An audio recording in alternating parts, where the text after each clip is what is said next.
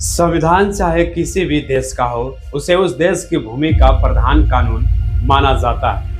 अन्य जितने भी अथवा प्रकार के कानून, चाहे सिविल हो, क्रिमिनल हो, उनका प्रावधान संविधान के साथ साथ सुसंगत होना आवश्यक होता है। भारतवर्ष में स्वतंत्र होने के पूर्व ही 2 सितंबर 1946 को अंतरिम सरकार का गठन हुआ, जिसके प्रधानमंत्री जवाहरलाल नेहरू जी बने और डॉक्टर भीमराव अंबेडकर जी इस सरकार में कानून मंत्री के पद संभाले। लॉर्ड माउंटबेटन योजना के अनुसार संविधान निर्माण के लिए संविधान सभा का गठन हुआ। संविधान सभा के सदस्यों का चुनाव प्रादेशिक विधानसभाओं द्वारा हुआ। उसमें प्रिंसली स्टेटस के मनोनीत सदस्य भी शामिल किए गए थे। सर्वप्रथम डॉक्टर BR अम्बेडकर जी अविभाजित बंगाल से चुनकर सभा में आए थे। फिर 15 अगस्त 1947 को भारत स्वतंत्र हुआ और उस समय बंगाल भी विभाजन हुआ।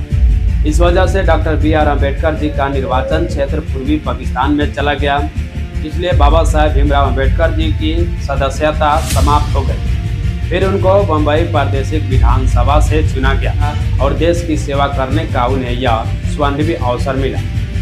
29 अगस्त 1947 को संविधान सभा ने संविधान मसौदा समिति का गठन किया, जिसका अध्यक्ष डॉक्टर BR अम्बेडकर जी को चुना गया। संविधान समिति ने मसौदा तैयार किया और संविधान सभा में एक धारा पर चर्चा की। 21 फरवरी 1948 को संविधान सभा के अध्यक्ष डॉक्टर राजेंद्र प्रसाद जी को सौंप दिया गया। संविधान 2 वर्ष 11 महीने 18 दिन में मुकम्मल हुआ। संविधान सभा ने विस्तृत चर्चा करके 26 नवंबर 1949 को संविधान की स्वीकृति प्रदान की गई। 28 अगस्त 1948 को संविधान मसौदा समिति में 7 निश्चित किए गए सदस्य, इनके नाम निम्नलिखित थे। एक में डॉक्टर BR अम्बेडकर जी अध्यक्ष थे, 2 में माननीय अलादीन कृष्ण स्वामी अय्यर, तीसरा माननीय AN गोपाल स्वामी अय्यर, चौथा डॉक्टर KM मुंशी, 5वां माननीय सैयद मोहम्मद सैदुल्ला, 6ठा माननीय BL मित्तरजी, 7वां माननीय DP खेतान। इस संबंध में संविधान सभा के प्रमुख सदस्य TT कृष्णमाचारी जी ने 5 नवंबर 1948 को अपने उद्गार व्यक्त करते हुए कहे थे कि महोदय, मैं सभा के उन लोगों में से एक हूँ जिन्होंने डॉक्टर BR अम्बेडकर जी को बड़े ध्यान से सुना। मैं उत्साह तथा उनके कार्य क्षमता की परिचित हूँ, जो उन्हें इस संविधान को मसौदा बनाने में करना पड़ा। साथ ही साथ मेरा यह भी विश्वास है कि संविधान के अध्ययन पर जो हमारे लिए आजकल इतना महत्व रखता है, जितना ध्यान दिया जाना चाहिए था, उतना ध्यान मसौदा समिति ने इस पर ध्यान नहीं दिया। सभा को शायद यह विदित है कि उसने जो 7 सदस्य नियुक्त किए थे, उनमें से एक ने सभा से त्याग पत्र दे दिया। उनका कहना है कि जिस समय लोग बोलते हैं कि डॉक्टर भीमराव अम्बेडकर जी भारत के लिए कुछ नहीं किए, संविधान उन्होंने नहीं बनाए हैं, सारे लोग संविधान मिलकर बनाए हैं, तो उनके लिए मेरा जवाब है। सुन लीजिए क्या कर रहे हैं। जिस समय 7 सदस्यों की जो सूची तैयार की गई थी, 7 सदस्य मिलकर संविधान की रचना करेंगे, संविधान लिखने का काम करेंगे, उसी दिन एक आदमी ने त्याग पत्र दे दिया। उसने कहा कि हमसे यह काम नहीं होगा। उसके स्थान पर अन्य सदस्य रखा गया। उसके बाद एक का देहांत हो गया था कि तो उसकी जगह कोई व्यक्ति नहीं रखा गया। बाकी बचा 6 आदमी, यानी एक आदमी उसमें से अमेरिका चला गया और उसकी जगह पर कोई आदमी नहीं रखा गया। बचा 5 आदमी।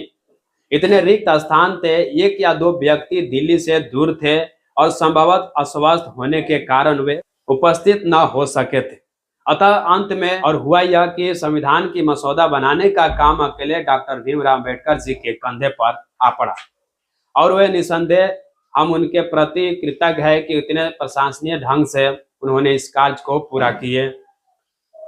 सम्यक प्रकाशन द्वारा भारत के संविधान के यह संस्करण भारत के सर्वसाधारण लोगों के ज्ञानवर्धन के लिए उपलब्ध कराया गया है। संविधान की जानकारी भारत के प्रत्येक नागरिक को होनी चाहिए। अधिकारों के साथ ही उन्हें अपने कर्तव्यों का भी बोध होना चाहिए। इससे हमारे देश की विकास के मार्ग पर अग्रसर होने में सहायता मिलेगी। आशा है कि सम्यक प्रकाशन द्वारा प्रकाशित यह ग्रंथ अपने लक्ष्य को अवश्य प्राप्त करेगा। अपने शुद्धि पाठकों से हमारा नम्र निवेदन है कि वे इस संस्करण और अधिक प्रमाणिक बनाने की दृष्टि से आवश्यक कि हमें अपने सुझाव में अवगत कराएंगे। इसका अगला पार्ट देखने के लिए आप सभी से रिक्वेस्ट है कि इस चैनल को सब्सक्राइब जरूर करें और इस वीडियो को ज़्यादा से ज़्यादा शेयर करें। इस वीडियो को भारत के हर व्यक्ति के पास भेजें, हर लोगों के पास भेजें जो संविधान के बारे में नहीं जानता हो, जो बाबा साहब भीमराव अम्बेडकर जी के बारे में नहीं जानता हो। संविधान क्या है, किस लिए बना है, उन लोगों के पास भेजें।